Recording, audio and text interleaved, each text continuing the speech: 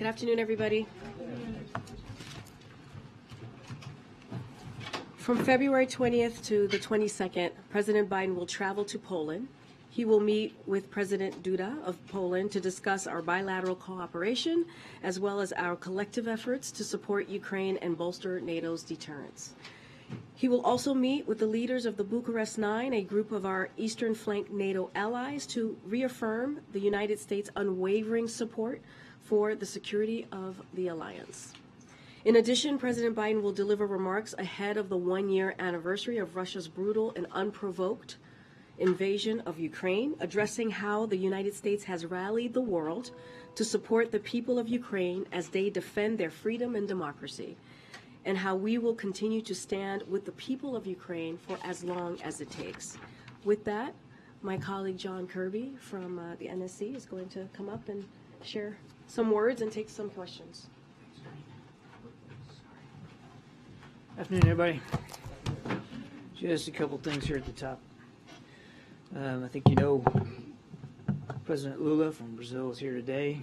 We'll be meeting with the president soon. He's looking forward to that discussion. Brazil is a key partner of the United States in a region that is also a critically important region and an ally as we work together to address common challenges throughout the world, quite frankly, not just in this part of it. The president has personal experience working with President Lula from his time as vice president, and they met several times and have had multiple calls. Of course, as you know, we've already held a number of high-level engagements since President Lula's election.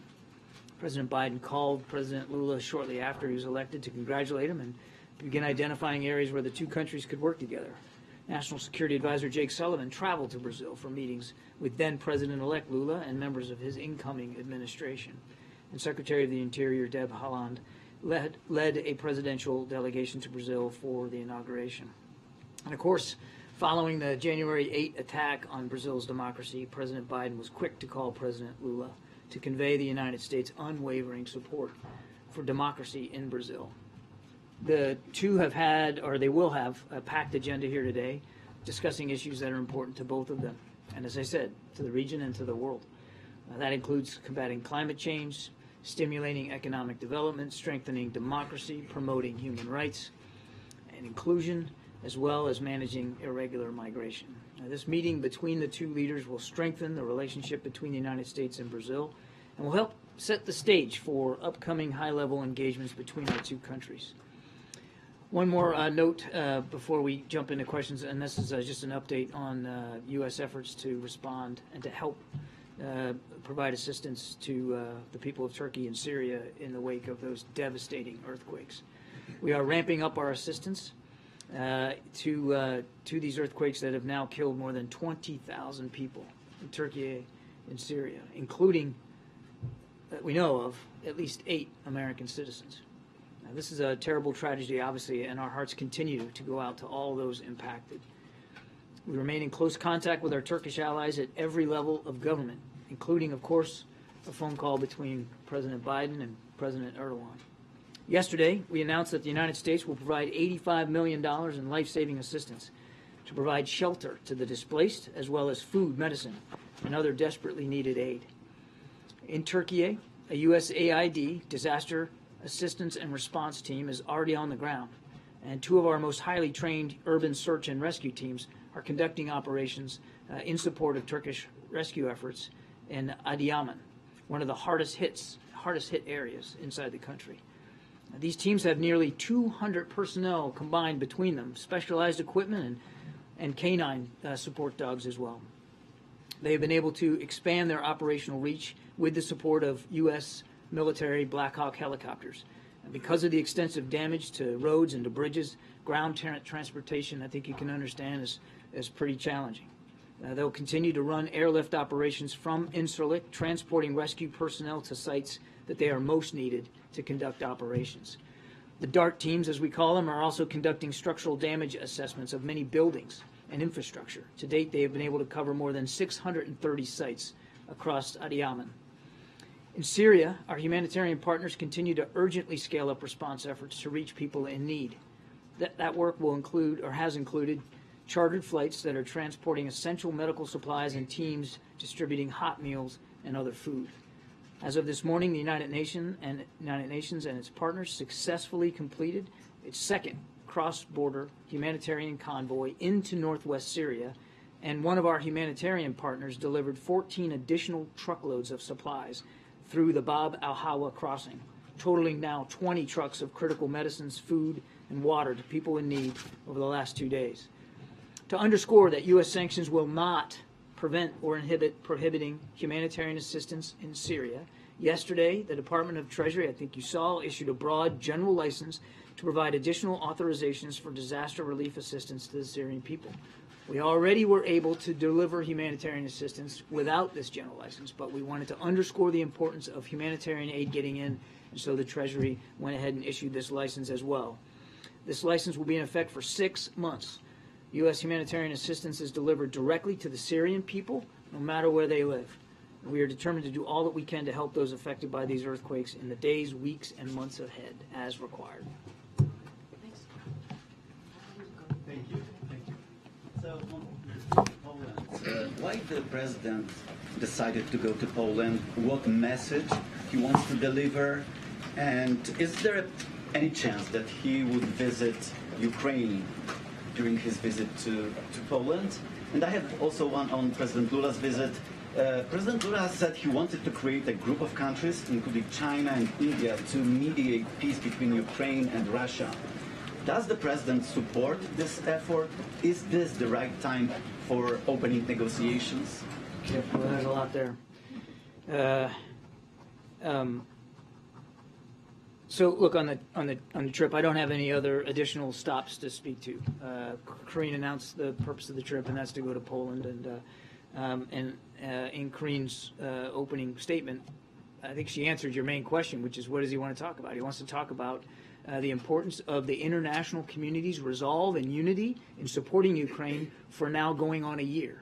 Wouldn't it be great if the president didn't have to make a trip around a one-year anniversary of a war that never should have started? Sadly, that's where we are, and he wants to make sure that he's sending that strong message, not only of the United States resolve, but the international community resolve. And to make clear to the Ukrainian people, most particularly, that the United States is going to continue to stand by them going forward. We know the next weeks and months are going to be difficult and critical, especially for their armed forces, and the United States is going to continue to stand by them. On your question about President Duda and his peace overtures or ideas, is that what? President Lula.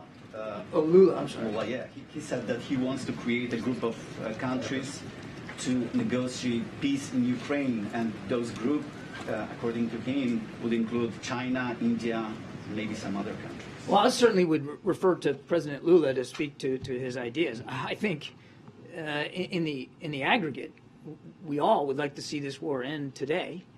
We'd like to see it end right now, in other words, without having to go to the negotiating table. That doesn't appear to be in the offing, as Mr. Putin just over the last 24 hours flew dozens more cruise missiles into civilian targets into Ukraine, knocking out heat and power across the country. So absent that, we're going to have to stay at the task of supporting Ukraine so that they can succeed at the battlefield. So that if and when President Zelensky has determined it's time to negotiate and sit down at the table to solve this diplomatically, he can do it with the wind at his back. He can do it with the strength that he knows he's going to need in that negotiation. So it's really up to President Zelensky to determine if and when negotiations are appropriate, and certainly under what circumstances. As President Biden has said countless times, nothing about Ukraine without Ukraine. On the trip to Poland, can we expect the president to make any kind of formal announcement as it pertains to maybe additional security aid? Or will it mostly be sort of a symbolic show of support, as you were talking about, to the Ukrainian people, the U.S.-Polish alliance? I won't get ahead of the president's remarks. Certainly I'm not going to do that.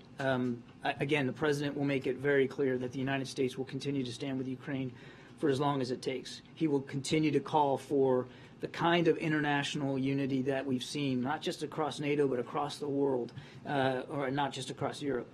And I think he will certainly make clear that additional security assistance, additional financial assistance, additional help for Ukraine will be coming from the United States. But I won't get ahead of anything specific. And I had a quick follow-up on the Chinese spy balloon.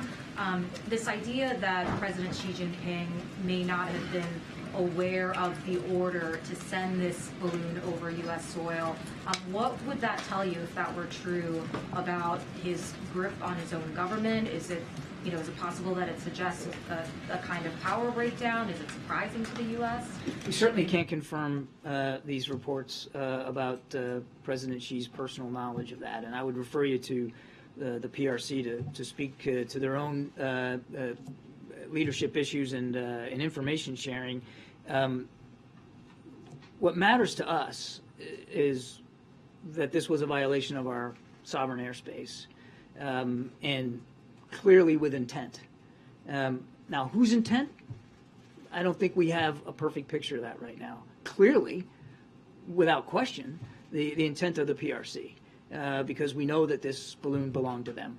And President Biden acted decisively in support of our national sovereignty. What our reporting is that U.S. officials briefing lawmakers this week told lawmakers that this is the U.S. intelligence community's I'm not going to assessment, speak to right? intelligence assessments from the podium. Thank you, Karine. Admiral, there's been warnings from the Ukrainians as well as intelligence agencies in both Europe and here that as the one-year mark of the war approaches, that might be a moment where Putin tries to really escalate the conflict, maybe even launch some sort of major new offensive. Are you seeing any signs of that being in the works? What we see, Jonathan, is that the Russians continue to conduct offensive operations in the Donbass area. The fighting around Bakhmut remains pretty vicious, even as you and I are talking. Clearly, as we've seen over the last 12 hours, he's willing to continue to barrage the country with cruise missiles, knocking out civilian infrastructure and trying to make life more difficult for the Ukrainian people. And we do believe that he will try to take advantage of these winter months to restock, resupply, rearm, contribute to his manpower in what could be renewed offensive operations come spring. But have we seen all that take shape now? I don't believe we're at a point where we've seen all of that really form. But we're anticipating that. And frankly, so are the Ukrainians.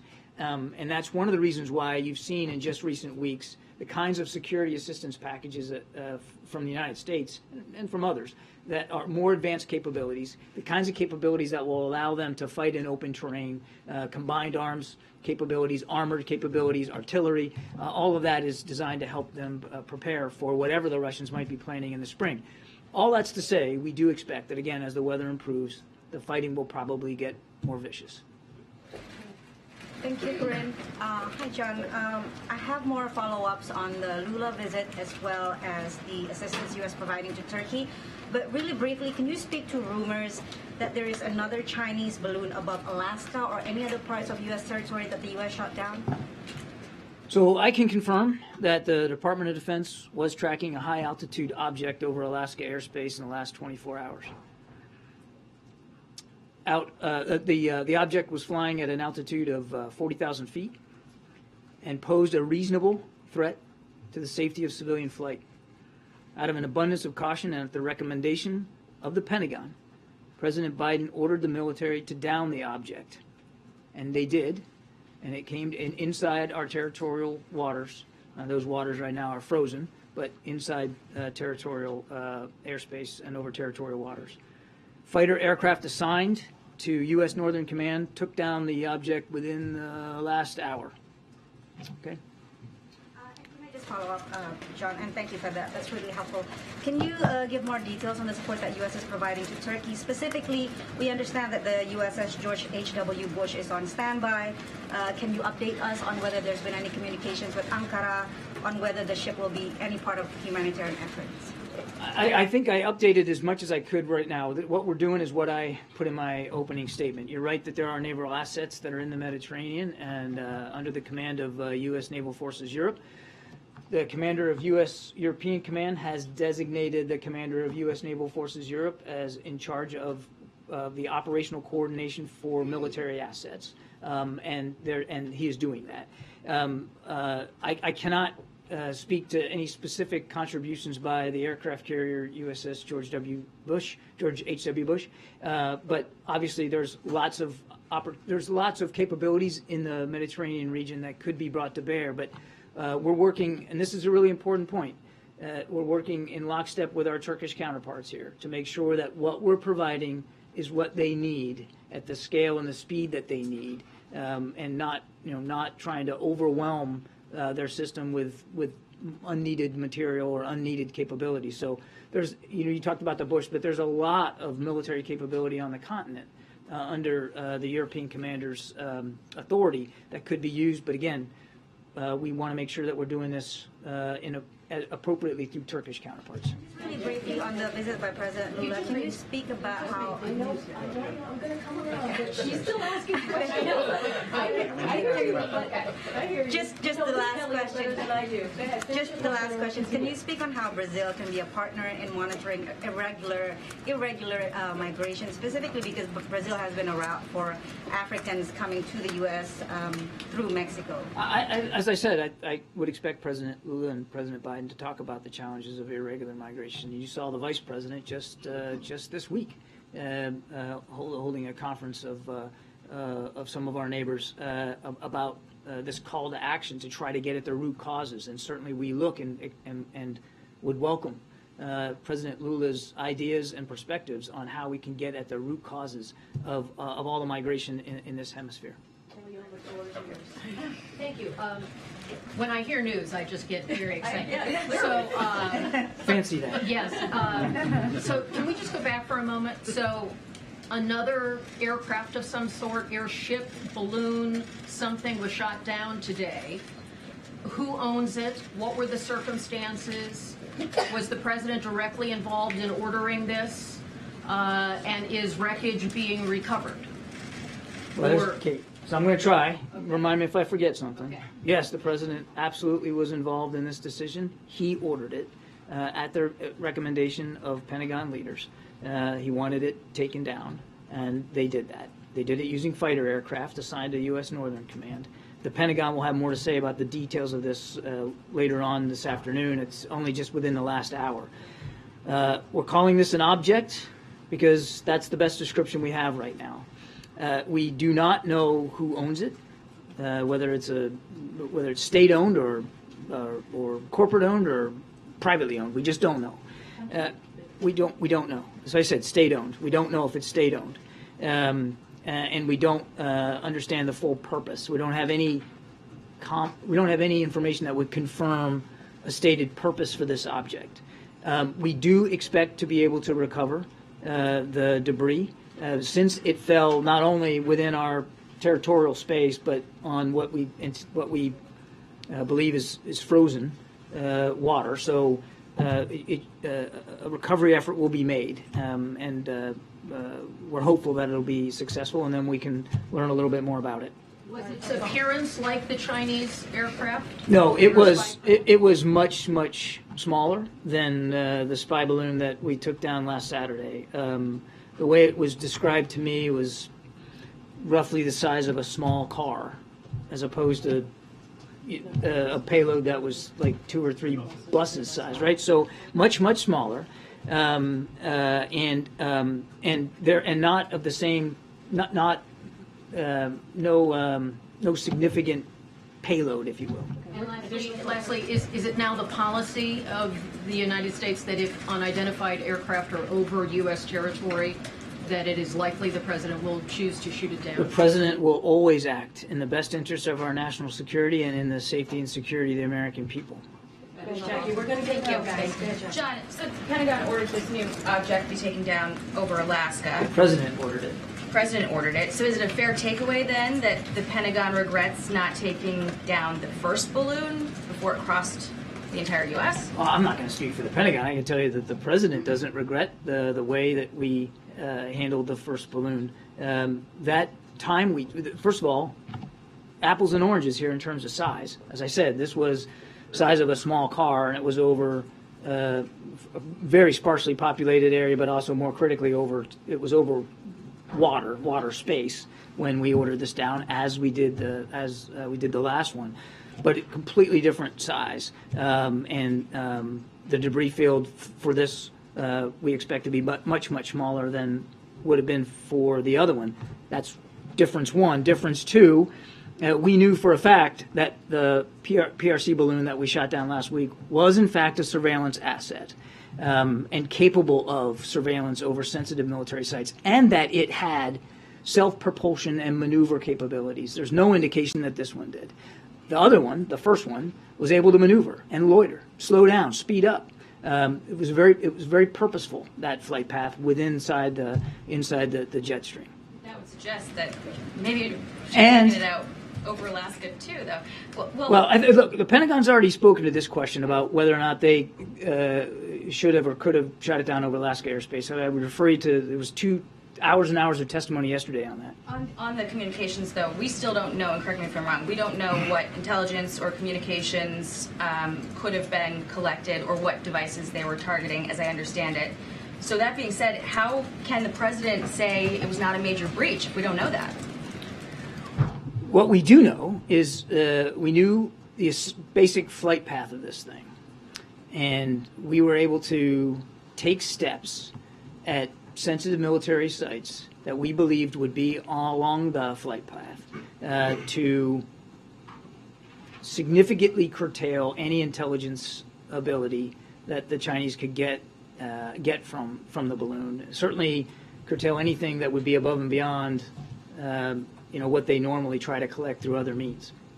Go ahead, Zeke, and then we'll get around. Thanks, John. Was this latest object that was shot down within the last hour, was that detected based upon any information gleaned from the monitoring of the last balloon over last week, in terms of what you learned about that Chinese program that informed the decision to shoot this item down?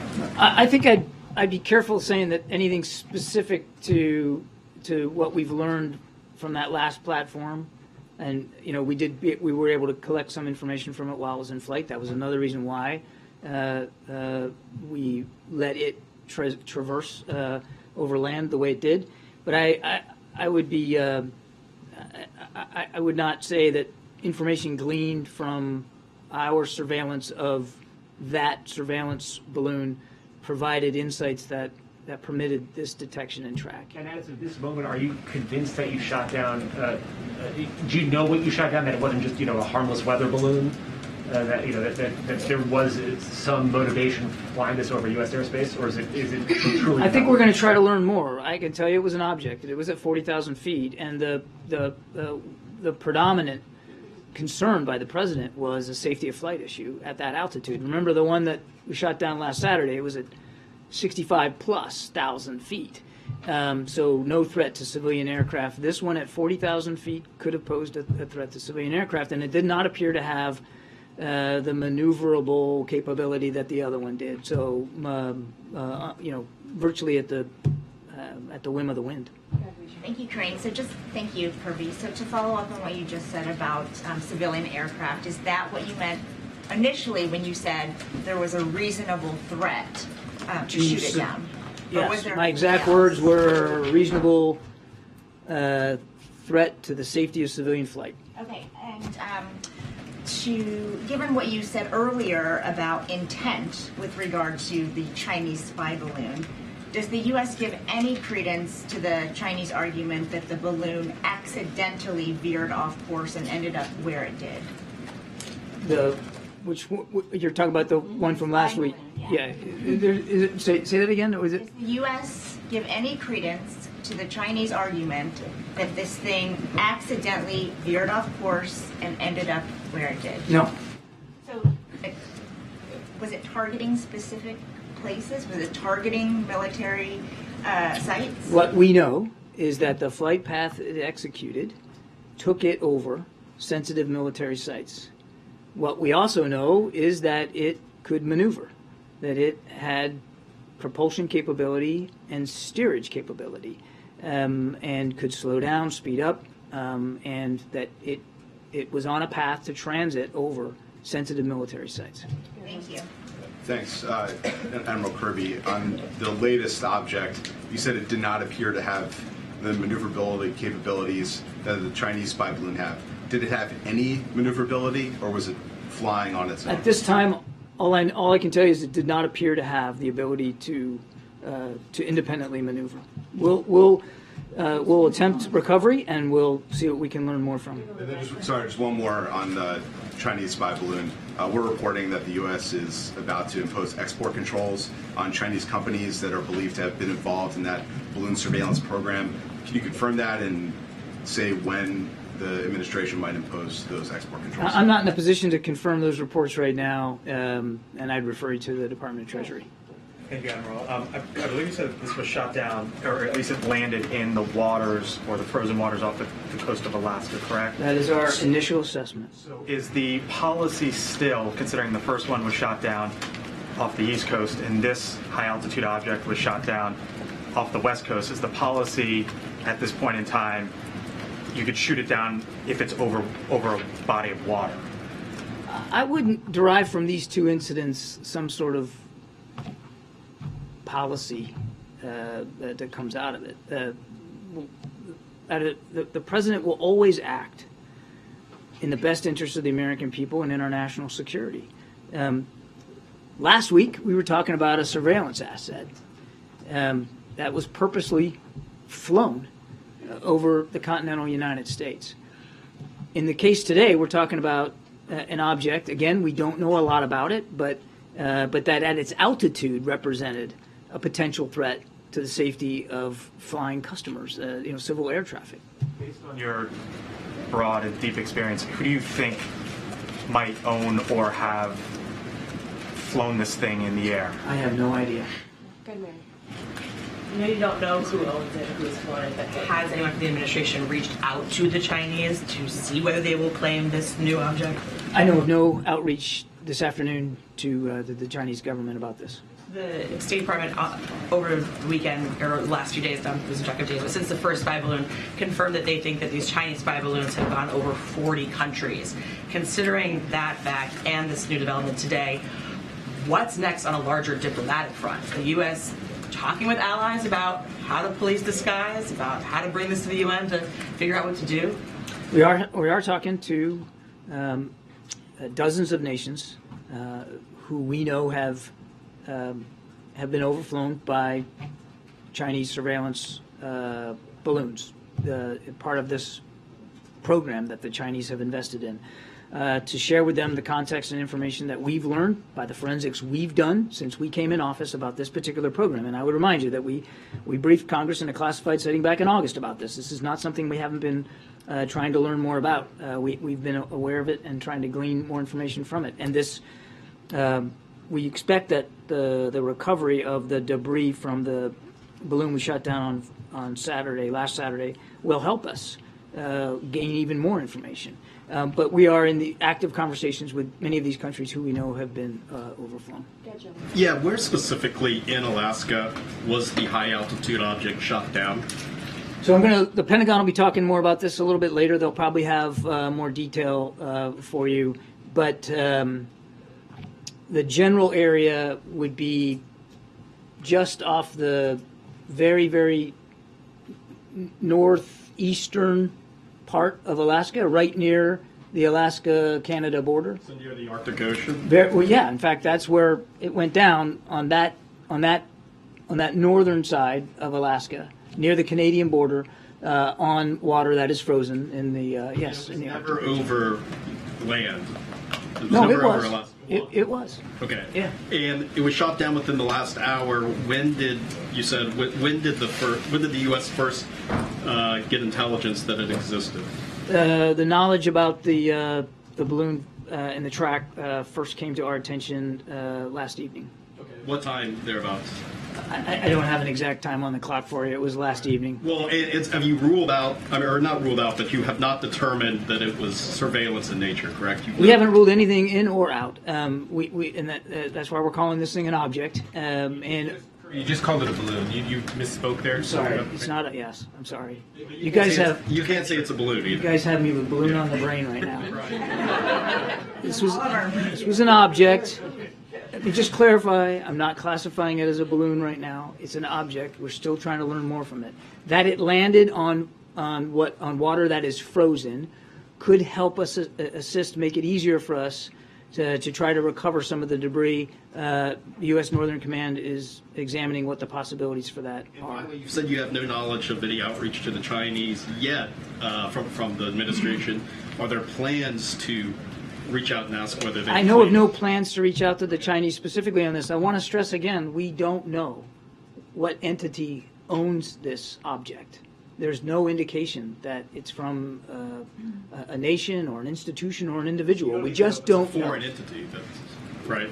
We don't know who owns this object. Thank you. Thanks. Are you tracking any other similar objects right now at this time? I'm not aware of any other tracks. And then also, I know that you said that this was due to a civilian aircraft threat, but why not wait till it's over warmer water where you could more easily recover? It wasn't heading over warmer water. It was heading over the Arctic. It's not very warm. Thank you, Karine, and thank you, Admiral. One question on today's incident and then one on a separate subject, if I may. Given how little was known about this object at the time that our forces shot it down, is it safe to say that when the President ordered that it be shot down, he did not know whether it was a manned or unmanned object? We were able to get some fighter aircraft up and around it before the order to shoot it down, and the pilot's assessment was that this was not manned. On a different subject, after the State of the Union address, minutes after he finished delivering the State of the Union address, President Biden encountered in the halls of the Capitol Brittany Alconis, the wife of your Navy comrade Ridge Alconis, who, as you know, remains imprisoned in Japan. And the President told Mrs. Alconis, "We're going to get this done." I wonder if you can tell us if the Alconis case figured in the conversation that the President had with the Japanese Prime Minister when he visited here last month, and if you can flesh out the President's promise to Mrs. Alconis. I know generally you don't like to say a whole lot about these kinds of efforts, but what can you tell us about what's being done on behalf of Lieutenant Alconis? I would go back to what I said to you last time, James. I mean, the President's well aware of this case. And he's well aware of what the family's going through. He's also well aware of concerns by the Japanese government with respect to their judicial system, and he's got the team working on this. I'm not going to disclose personal conversations that the President had either with Mrs. Alconis or with Prime Minister Kishida, but he's well aware of it, he's tracking it, and so is the National Security Team. Thank you, Karine. Admiral, over here, I wanted to ask you two questions. I need to watch for her hands. One on the shoot down that you just described, and the other one on Ukraine. On the incident that happened in the past hour, I wanted to know, is there any line of communication that you can describe that has been ongoing over the course of the past 2 weeks on the diplomatic side of things? I know that the Defense Secretary says that his call to his counterpart was not returned from China. But on the diplomatic side of things, are there lines of communication between the U.S. and China right now? Well, certainly. Look, we have an embassy in Beijing. Diplomatic discussions routinely happen with Beijing. So, of course, the diplomatic channels remain open. Sadly, the military ones do not appear to be open right now. Secretary Austin made a good faith effort to reach out to his counterpart and was rebuffed, and that's unfortunate, particularly when at times like this you want to keep as open as you can the lines of communication, and the President's committed to that. And then on Ukraine, President Zelensky was in the UK earlier this week, and he received a promise from the UK government that the UK would train Ukrainian pilots on NATO standard jet fighters. Can you tell me if you think that's a good idea? Is that something that the U.S. is considering in terms of training Ukrainian pilots on NATO aircraft as well? Well, if they're going to get Western aircraft, then they're going to need to be trained on them. Does that mean that will happen? They'll get Western aircraft? That would be up to the nations that may be willing to provide aircraft. I've said it before. Probably tired of me hearing me say it, but these are all sovereign decisions. And if a NATO nation or even a non-NATO nation wants to provide capabilities like fighter aircraft to Ukraine, that's certainly their decision to make. And one would assume that if you're going to introduce a system into a military that they have no experience with, that there's going to have to be some training that goes along with that. We're doing it right now. Fort Sill, Oklahoma, we've got Ukrainian soldiers learning how to use a Patriot battery. Outside of Ukraine, we're helping train them on combined arms maneuver. So it's not unusual to do that if an advanced capability is provided, but that's going to be a national decision. Thank you, Admiral. Thank you, Karine. Isn't there a concern that these objects, that the object and the balloon were both discovered when they're already flying over U.S. airspace? Shouldn't they be detected before they enter the U.S.? I think we're going to continue to learn a lot about how these things are or can be detected in a better way. You heard the Northcom commander talk about certain gaps that he felt he had in his domain awareness. So from this incident last week, we'll certainly learn about the capabilities of that surveillance asset, but we also expect to learn more about our own processes and our own systems for detection and tracking. I don't want to get into exactly how this one was detected, but I can assure you that we're going to continue to try to improve our own knowledge base with respect to these systems. Just one more quick question on the object. Can you say anything about the proximity of it and its flight path to the sensitive oil fields near Prudhoe Bay?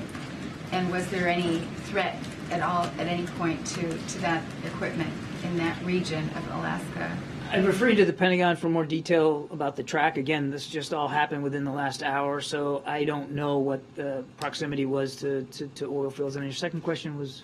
It was just about the sensitivity, the oil fields, basically. Well, again, we just don't know what this object was. We don't.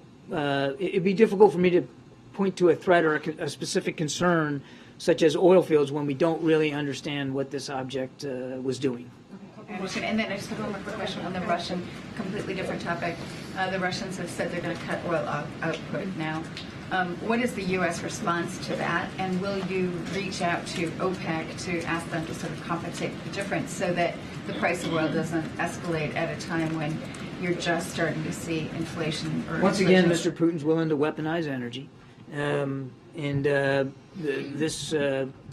This move, if it proves to be true, it doesn't come as a big surprise as a reaction to the price cap, and it just shows you the lengths to which he's willing to use resources like energy as a weapon. What the United States will do, have done, continue to do, is work with allies and partners to make sure we can better balance supply and demand and try to meet that need. It's important.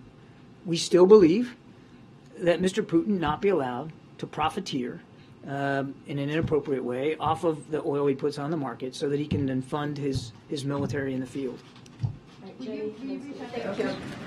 I don't have any diplomatic outreach to speak to today. We're going to continue to talk to allies and partners. Certainly OPEC falls in that category, but I don't have any specific conversations to talk about. Thank you, Karine. Thank you, John. I have two questions. China is claiming ownership of the balloon, and China said that they will take legal actions. Will you send the balloon back to China? There are no plans to send the debris that we are recovering back to China. We're going to pull it up off the bottom of the ocean, and we're going to learn more about this capability. Second question, Iran is building a drone factory in Russia, and North Korea is receiving military drones from Russia. How do you view armed cooperation between North Korea, Iran, and Russia? I can't confirm those specific reports, Janie, but I was up here not long ago talking about the burgeoning defense relationship between Iran and Russia, which is not only not good for the people of Ukraine, it's not good for the people of the Middle East, because it'll flow both ways, and Russian capabilities could very well end up in Iranian hands. And I would say the same about North Korea. We know, I got up here and showed you pictures, we know that they're providing ammunition to Russia, artillery ammunition specifically. And again, that's not only not good for the people of Ukraine, it's not good for the Korean Peninsula and the region there, that Russia and North Korea could be, again, developing a deeper defense relationship. Thanks, John. Just a few more on the you said it was discovered last night. Was it flying consistently at an altitude of roughly 40,000 feet that entire time? Roughly, yes. Were there any, given that, were there any sightings that you're aware of by airmen, civilian No, aircraft sir. operators? No. No, sir. And can you, just to nail it down, can you tell us when the president gave the order to shoot? Gave the order to shoot it down this morning. Again, just keep following up on the same topic. The speed with which you guys, with which the president apparently decided to shoot it down, having just discovered the first intelligence of it last night, and by the morning he's saying shoot it down. Was there something specific, more specific about the threat than just generally being in the airspace at which, the height at which? The predominant reason driving the president's decision was the safety of flight issue. I understand it was, but there had, I mean, that's a really big area up there. It's not all that many planes. It's not like it was in the middle of the Northeast corridor or something. Is there no way in which you guys could have said, hey, airplanes, like, steer clear of this area until we know better what this thing is, because we're, I mean, in other words, was there some reason why? The president wasn't willing to take that kind of a risk in time, because this thing did not appear to be self-maneuvering, and therefore at the mercy of prevailing winds. It was much less predictable, and so the president just wasn't willing to take that risk. Thank you. You mentioned that there were fighter aircraft who were able to determine that it likely was not manned. Were those fighter aircraft able to determine anything else about it from up close that they wouldn't be able to find out otherwise? They worked really hard to try to get as much information as they could about this object. Given its size, which was much smaller, and the capabilities on the fighter aircraft themselves, the speed at which they were flying, it was difficult for the pilots to glean a whole lot of information. Not like we were able to glean off the balloon, not the other balloon, the balloon. Thank you, Michael. Because we also had several days to track that. So there was a limit to how much they could divine. Also, it was detected at night, and so the first engagement by fighter aircraft late last night was, again, difficult for them. It was a small object, and these are fighter aircraft flying at pretty high speed, and the ability to glean a lot of information was limited, which is why they did another flight earlier this morning to see if we could get more. I mean, they did the best they could, but again, the speed and the conditions up there, as well as the size of the object, made it a little bit more difficult. Confirmed there was a flight last night to do some surveillance. Yes, that's right. There was at least two that I know of. Again, the Pentagon will probably have more detail, but at least two. There was last night, a couple of fighter aircraft surveilled it, tried to glean as much information as we could about what it was, so we had a sense. And then another such flight today, and of course that flight ended up, in a shoot down. Sorry, just one more question. Running out of time.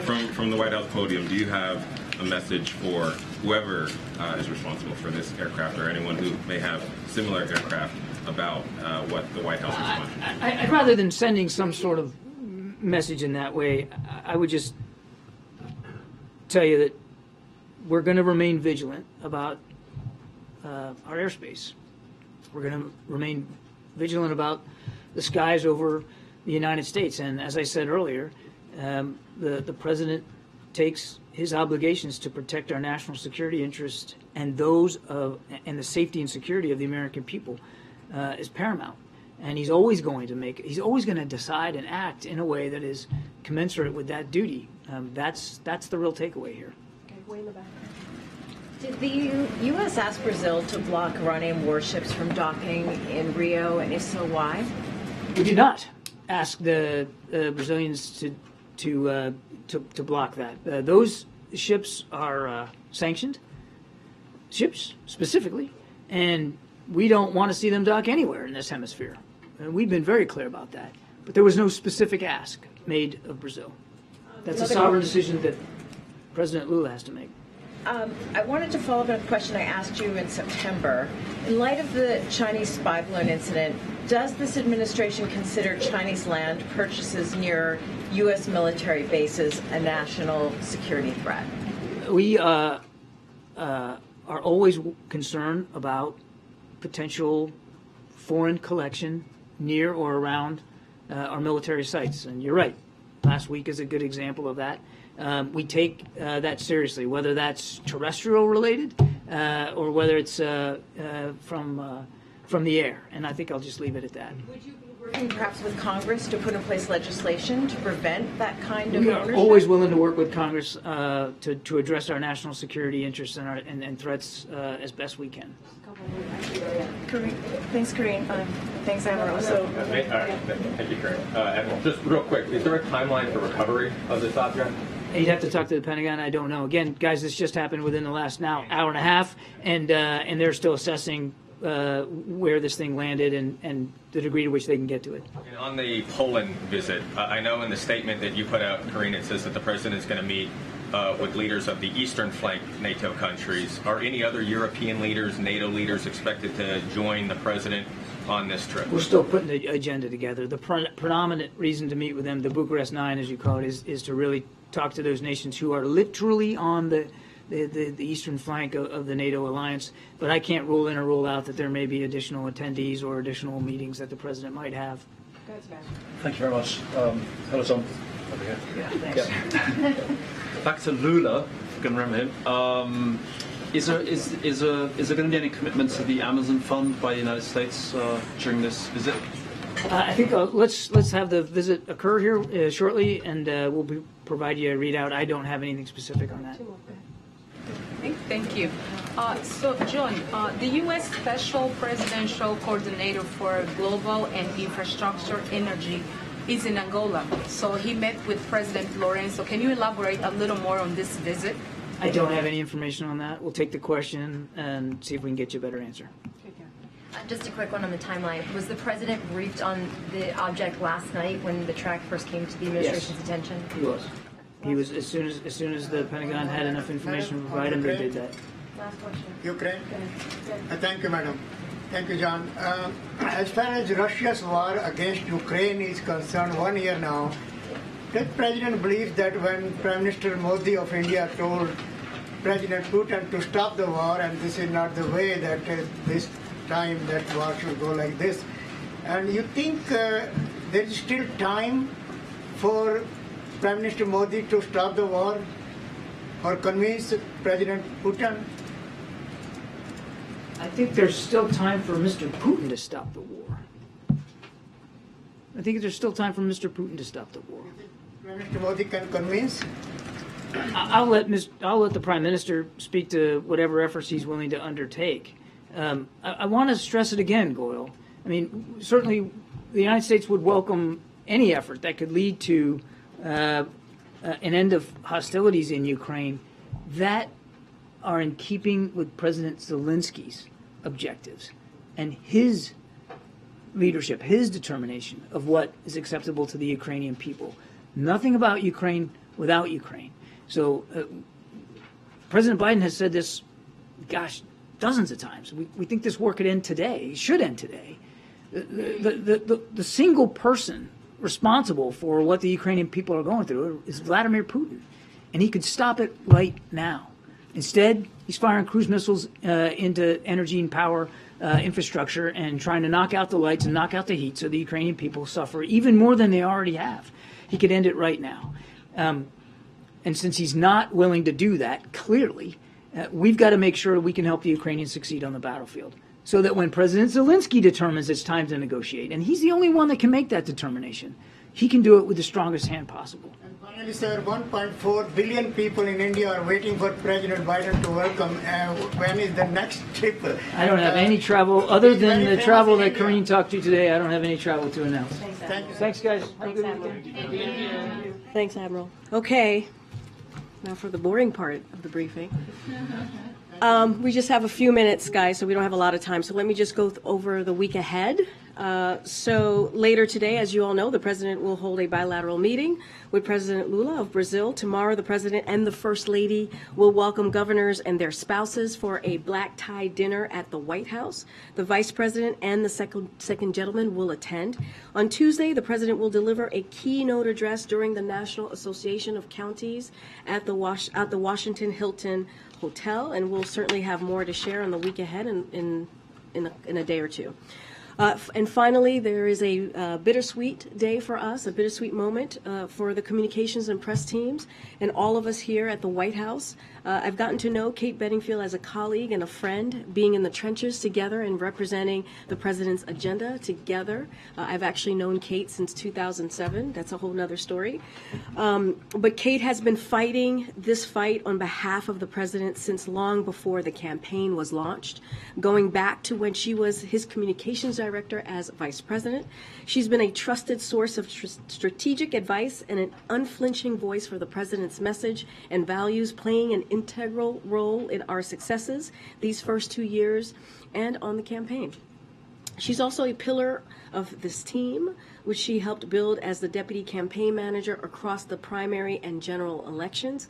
I understand that after a certain previous occupant of this White House, whose name will be nameless, but as you know who this person is, he got angry and yelled and said, quote, "Biden has a team of killers. All I've got is a defense." Okay, that was in the campaign. That was the campaign communications team started calling Kate and the captain of the team killers. That doesn't surprise me at all, because if there's one thing Kate is, she is a leader.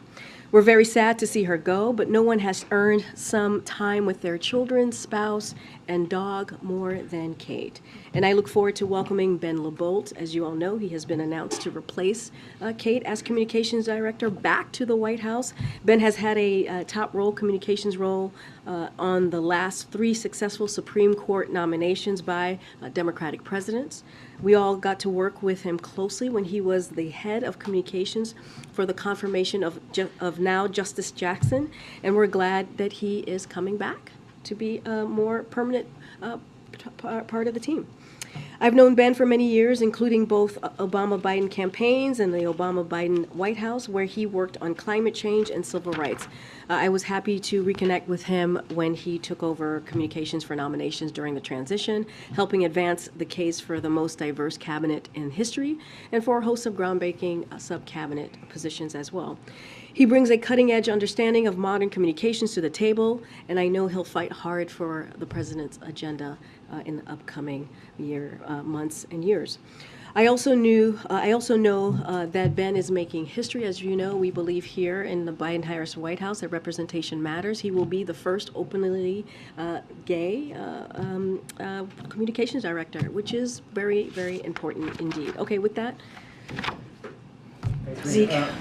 Could you just, the latest on the president's trip to Poland didn't say where he would be going in Poland. Can you let us know cities? We will have more to share as we get closer to the day. We just wanted to make sure that you all had the information that he will be traveling during the dates that I laid out, the February 20th to the 22nd, and we'll certainly have more to share.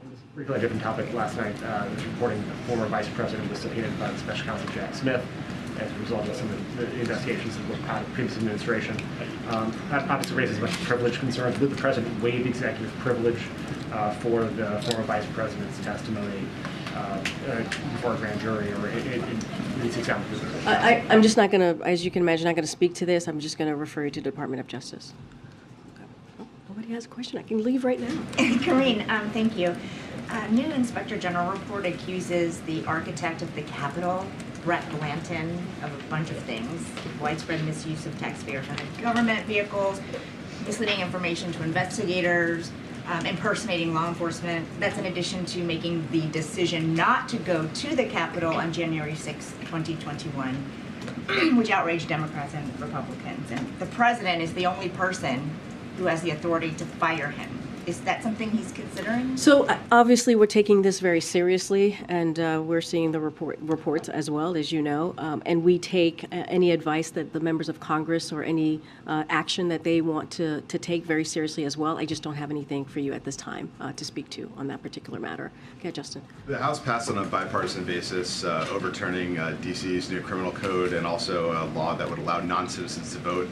Is that something that the president would sign into law, or would he veto it? So I would have to go back to the team and just get an answer for you on that. I don't know that particular piece of legislation. This is the first time I'm hearing about it. So once I get back to the team, we'll have an answer for you.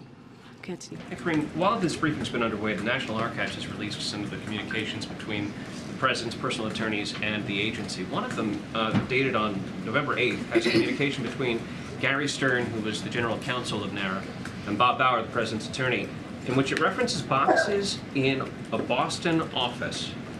It says, Pat, this is to Pat Moore, who's the president's personal lawyer. Pat, we would like to pick up the boxes that are in your Boston office and move them to the JFK library. Any explanation as to what boxes we're doing in a Boston office and how this relates to Well, this? as you just mentioned, it just broke, or the report just came out while we were in the middle of a briefing, so I can't speak to it from here because I just don't know what you're speaking to. But I would refer you to the White House counsel's office to get more specifics or get you an answer there. Is it new to you, the idea that the I boxes would be... am learning about this as you were asking the question, so I'm certainly not going to speak to it from here. Okay, Andrea. On the president's meeting today with the governors, he said during this meeting that Republicans are trying to close off the possibility of cutting defense spending, and that leaves only a very few options. What is the president's view on how to get to the $2 trillion in cuts that he has outlined in the State of the Union address? What is the best way to get there, and does he rule out the possibility of cutting, for instance, defense spending? So first and foremost, so folks know, March 9th, the president's going to be putting out his budget.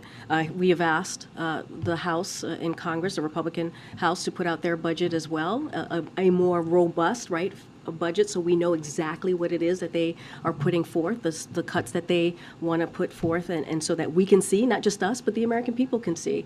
As you just mentioned, the president said in his State of the Union address that he was going to cut the deficit by $2 trillion over a decade. I'm not going to get ahead of what the president's going to actually, the details or the specifics in his budget. Certainly once we put that out on March 9th, you'll be able to peruse and see exactly what the president is laying out. I'm just not going to get ahead of that. But I also want to add, and I've said this many times before, you've heard the president say this as well, this is a president, the first 2 years, he was able to cut the deficit by $1.7 trillion. He takes his fiscal responsibility very seriously. And he is going to continue to find ways to build an economy that doesn't leave anybody behind, but also is fiscally responsible, as I just mentioned. Go ahead. He also said that he did not believe that Republicans would ultimately make good their threat to hold the debt ceiling extension or expansion hostage. What leads him to believe that? I mean, has he had subsequent conversations with other Republicans since his meeting with McCarthy, and when will he meet again with McCarthy? So I don't have any conversations or meetings to preview for you at this time. As you know, the meeting that he had with Speaker McCarthy not too long ago was respectful. It was productive. You saw us put a readout, and you heard from the Speaker himself when he was out at the Sticks after the meeting.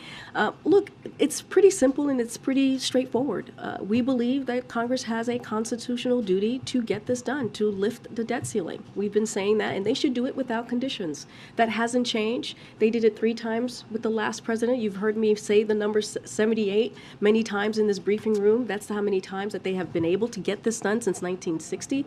That doesn't change. It should be done in a bipartisan way, and the president it will continue to call for that. And that's what they've done it before, and that's what he believes they should be doing it again. He just sounded more optimistic today, and I'm wondering why. Oh, this is a president who's always optimistic. This is a president who believes in optimism. As you know, he says it many times when he speaks in front of the American people. And so that is not surprising. You've heard me say that about him in describing even his speech for the State of the Union, that you would hear some optimism. So, of course, he's going to be optimistic about it. Go ahead. Particularly given Lula's visit here this afternoon, is there any kind of update on the possibility of expelling Bolsonaro from the U.S.? Does the president personally believe that he should be allowed to remain here? As I've said before, we had not received any type of request in that vein. I'm not going to get ahead of a meeting that's going to happen very, very shortly. You guys are all have to leave to. For the pool spray that's going to happen in the Oval Office, so I'm not going to get ahead.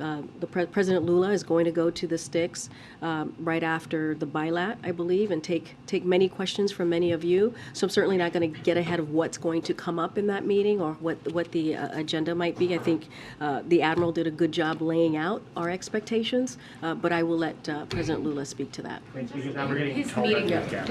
His meeting with the governors today, do you know whether and how much the issue of COVID and the expiration of the public health emergency order, how much that came up, whether the governors feel confident that the states are ready for that to happen? So I can't speak to that. I haven't downloaded with what came up in that meeting, but what I can say is the president very much looked forward to talking to the governors. He's going to continue the conversation and continue to see them between today and tomorrow.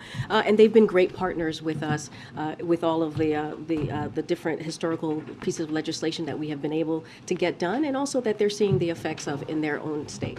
Okay, I'll see you guys on Monday. Thank you, everybody. Thank you.